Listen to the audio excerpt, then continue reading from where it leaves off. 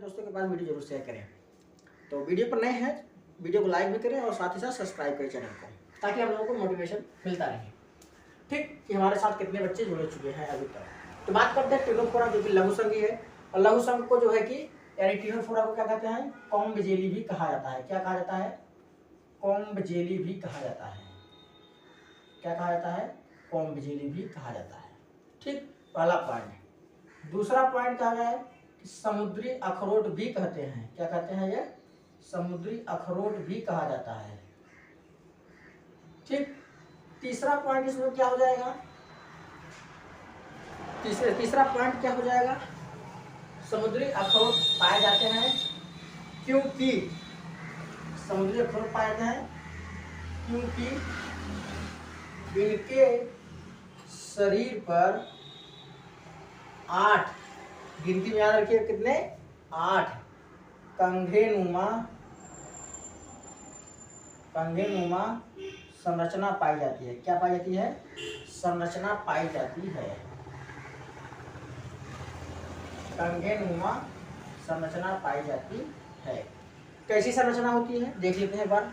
जैसे मान लीजिए ये कौन सा है, थोड़ा सा गड़बड़ बन गया, इसको मिटाना पड़ेगा। 1 मिनट। हाँ, ये रहा।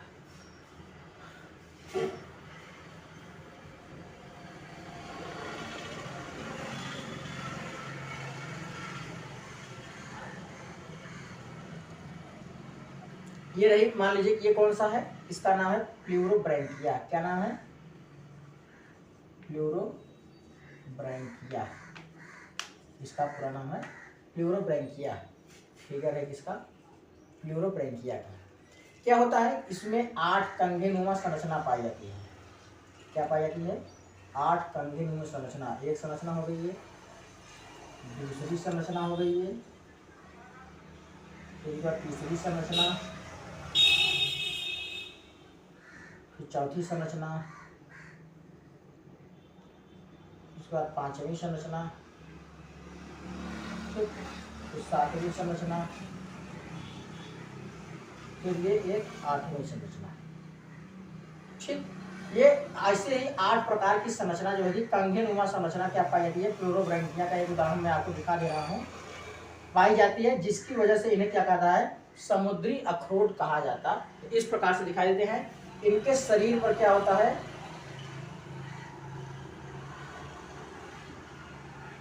2 रोम निकले हुए होते हैं, जिसमें जो है कि पक्षमार भी क्या होते हैं?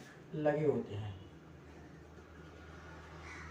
इनके शरीर पर ये कंटिकाएं निकली हुई हैं। इन कंटिकाओं से क्या निकले हुए हैं? पक्षमार निकले हुए हैं। ये पक्षमार क्या करते हैं? गमन में सहायता प्रदान करते हैं।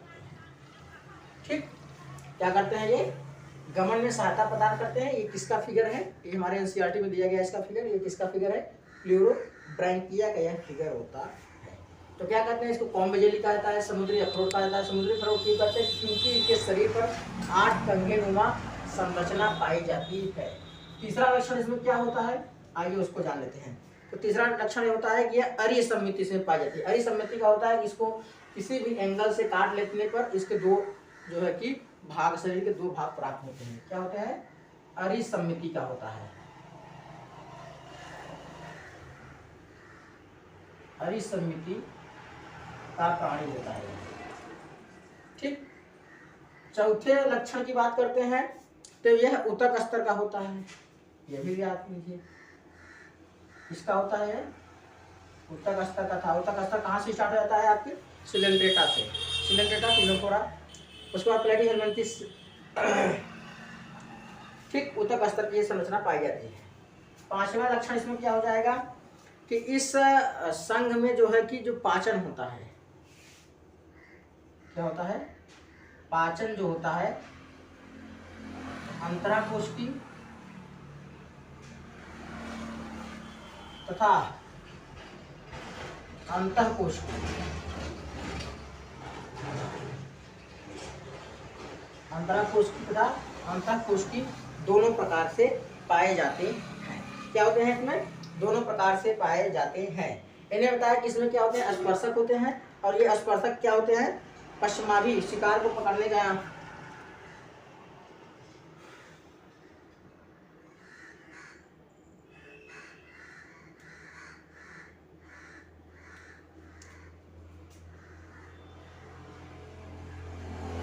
ये क्या होते हैं, ये स्पर्शक होते हैं जो शिकार को पकड़ने में सहायता प्रदान करते हैं। ये दोनों क्या होते हैं, स्पर्शक होते हैं।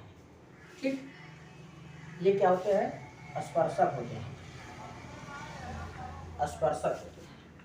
ठीक, स्पर्शक होते हैं। स्पर्शक का काम क्या होता है, शिकार को पकड़ने का काम होता है। क्या होता है, शिकार को पकड़ने का काम, सीधा सीधा शिकार पकड़ते हैं। ठीक,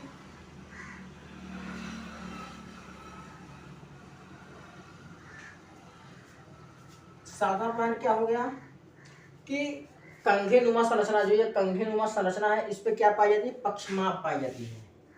याद रखिए कि कंघे नुमा संरचना पर क्या होती है, पक्षमाप पाई जाती है। पक्षमाप पाई जाती है जो गमन में सहायता करती है।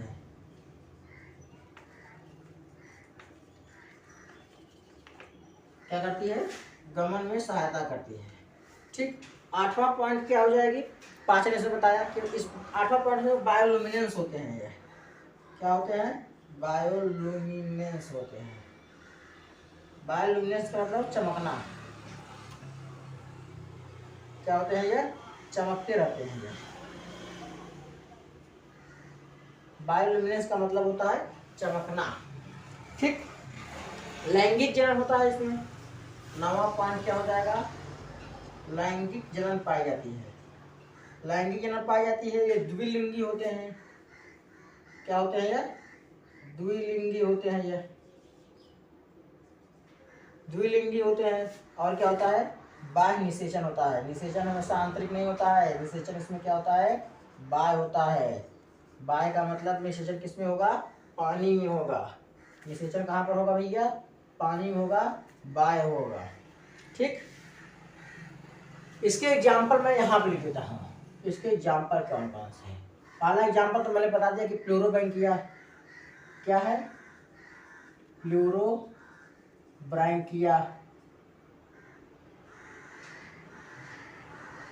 प्लूरोब्रैंकिया। दूसरा एग्जाम्पल क्या है, प्लूरोब्रैंकिया के बाद दूसरा एग्जाम्पल है टीनोप्लाना।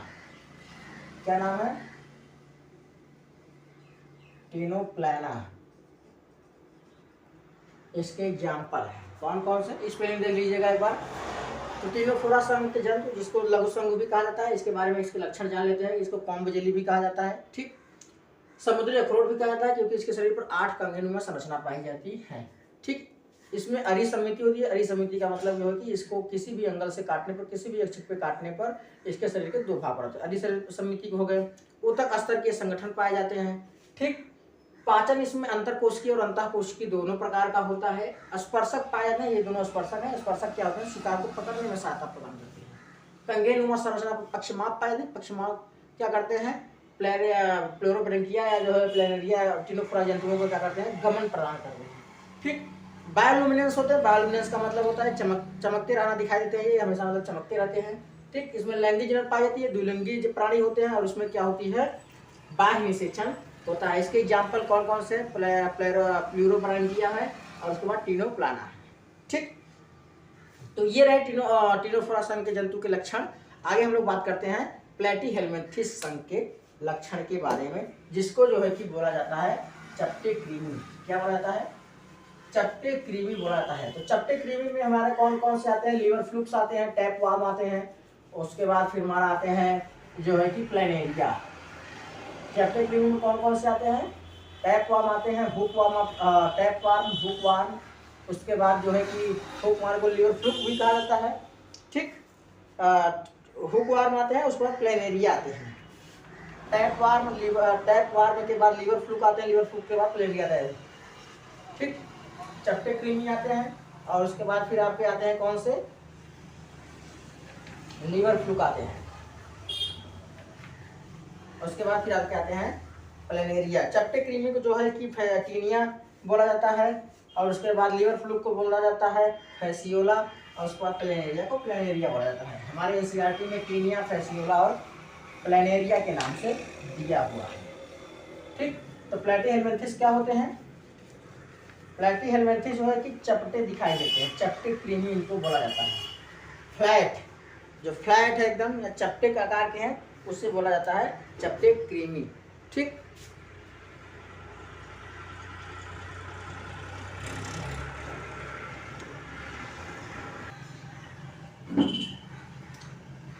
तो बात करते हैं किसकी? प्लैटीहेलमिन्थेस की। अभी हमने किसकी बात किया था? टिनोफोरा की। प्लैटीहेलमिन्थेस हमारा क्या है? प्लैटीहेलमिन्थेस हमारा क्या है? हमारा दीर्घ संघ है।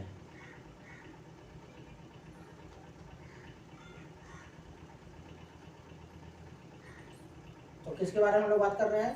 प्लैटीहेलमिन्थेस के बारे में। ठीक, तो प्लैटीहेलमिन्थेस क्या है हमारा? प्लैटीहेलमिन्थेस है कि इसको क्या होती है कि प्लैटी क्या होता है? चपटे कृमि कहलाते हैं। यहाँ पर इसके लक्षण मैं लिख देता हूँ कि लक्षण क्या क्या है। लक्षण में पहला आपका आता है कि ये क्या होते हैं? चपटे कृमि कहलाते हैं। क्या होते हैं? चपटे कृमि होते हैं। क्यों चपटे होते हैं ये? क्योंकि इनकी पृष्ठ सतह क्या होती है? चपटी होती है। क्या होती है? पृष्ठ सतह क्या होती है? चपटी होती है। पृष्ठ सतह इनकी चपटी होती है, इसलिए इन्हें क्या कहते हैं? चपटे कृमि कहा जाता है। तो पृष्ठ सतह क्या होती है? पिछला वाला भाग। ठीक, नीचे वाला क्या होती है? इनकी चपटी होती है, इसलिए क्या कहलाते हैं? ये चपटे कृमि कहलाते हैं। दूसरा पॉइंट इसमें क्या हो गया कि ये द्विपार्श्वी सममिति होते हैं। याद रखिएगा कि प्लैटीहेलमिन्थेस के जंतुओं से ही द्विपार्श्व सममिति दिखाई देती है। द्विपार्श्वी सममिति।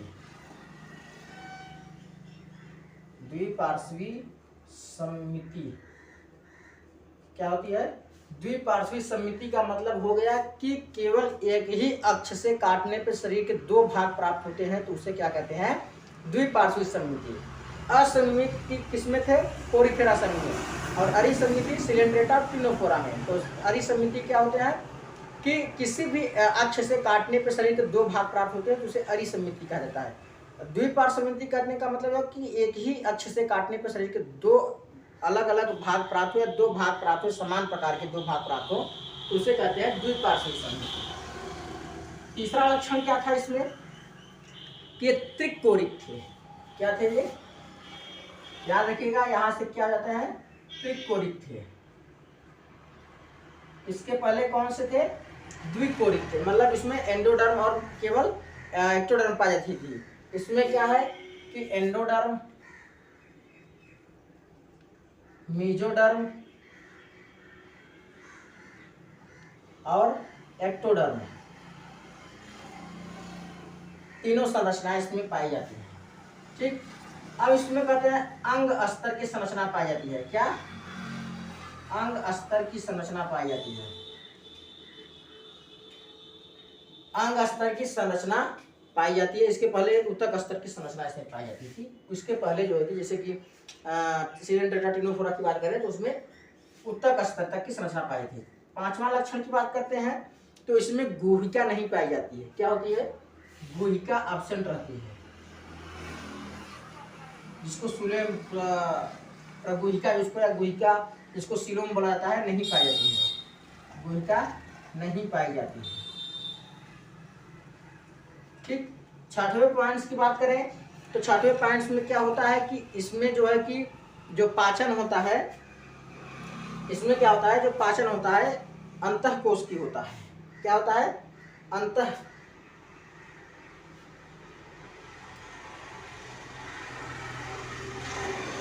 अंतराकोश की होता है। अंतःकोश की नहीं, अंतराकोश की होता है। शरीर के अंदर होता है। पाचन तंत्र नहीं उपस्थित होता है, लेकिन एक प्रकार का आर्गन जो है कि उपस्थित रहता है इसमें पाचन करने के लिए। ठीक, इसमें फ्लेम सेल्स पाई जाती हैं। क्या पाई जाती हैं? Flame cells. फ्लेम सेल को बोलते हैं ज्वाला कोशिका। क्या बोलते हैं, ज्वाला कोशिका बोलते हैं।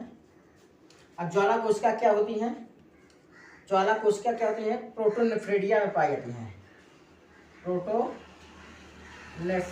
में पाई जाती हैं। किसे पाई जाती हैं, प्रोटोनेफ्रिडिया में, प्रोटोनेफ्रिडिया में पाई जाती हैं, जो क्या करती हैं, उत्सर्जन का कार्य करती हैं। किसका कार्य करती हैं, उत्सर्जन का।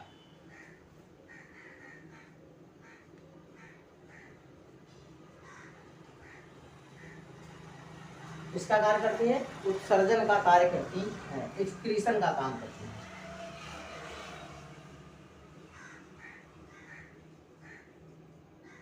उत्सर्जन का कार्य करते हैं कौन, फ्लेम सेल्स, जिसको ज्वाला कोशिका, जो कि किसमें पाई जाती है, प्रोटोनेफ्रिडिया में पाई जाती हैं। ठीक, उत्सर्जन का कार्य करती हैं। 8वां पॉइंट या 8वां लक्षण क्या हो गया कि यह क्या होते हैं, उभयलिंगी जंतु होते हैं। क्या होते हैं, उभयलिंगी जंतु होते हैं। निषेचन आंतरिक होता है, निषेचन क्या होता है, आंतरिक होता है। ठीक, यह अंतःपरजीवी होते हैं। 9वां लक्षण इसका क्या हो जाएगा, अंतःपरजीवी प्राणी होते हैं। मतलब शरीर के किसी भी जंतु के दूसरे के शरीर में अंदर ये पाए जाते हैं, या अंतःपरजीवी होते हैं, अंतःपरजीवी होते हैं। ठीक, 10वां लक्षण इसमें क्या हो जाएगा कि जो प्लेनेरिया, इसका जो उदाहरण है, प्लेनेरिया, प्लेनेरिया में पुनरुद्ध भवन की क्षमता पाई जाती है। जैसे हाइड्रा स्पंज में जैसी पाई जाती थी, वैसे इसमें पाई जाती है। छोटा सा भाग कटने पर एक नया भाग बना लेता है। ठीक, इसके एग्जाम्पल्स मैं बता दूं, एग्जाम्पल्स यहाँ पे लिख देते हैं। एग्जाम्पल्स इसके कौन कौन से हो गए, टीनिया, उसके बाद फैसियोला, उसके बाद फिर कौन से आते हैं आपके, प्लेनेरिया। कौन कौन से, प्लेनेरिया। प्लेनेरिया का यहाँ पर एक फिगर बना देते हैं हम, देख लीजिएगा किस प्रकार से प्लेनेरिया का एक डायग्राम हमारे एनसीईआरटी में दिया गया है। तो इस प्रकार से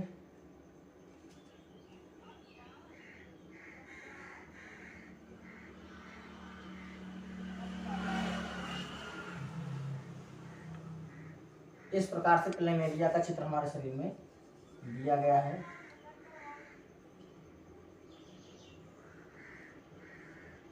खंडीभवन नहीं है जी, ये अंदर का भाग दिखाई दे रहा है। तो इस प्रकार से प्लेनेरिया का चित्र जो है कि हमारे शरीर में, हमारे एनसीईआरटी में दिया गया है। फिर से एक बार देख लीजिए कि प्लेटिहेल्मिन्थेस क्या होता है। प्लेटिहेल्मिन्थेस को चपटे कृमि कहा जाता है। चपटे कृमि क्यों कहते हैं, क्योंकि इसकी पृष्ठ सतह क्या होती है, फ्लैट होती है, चपटी होती है। ठीक, ये क्या होते हैं, द्विपार्श्विक सममिति होते हैं। द्विपार्श्विक सममिति का मतलब होता है कि शरीर को एक ही एंगल से काटने पर, केवल एक ही अक्ष से काट सकते हैं।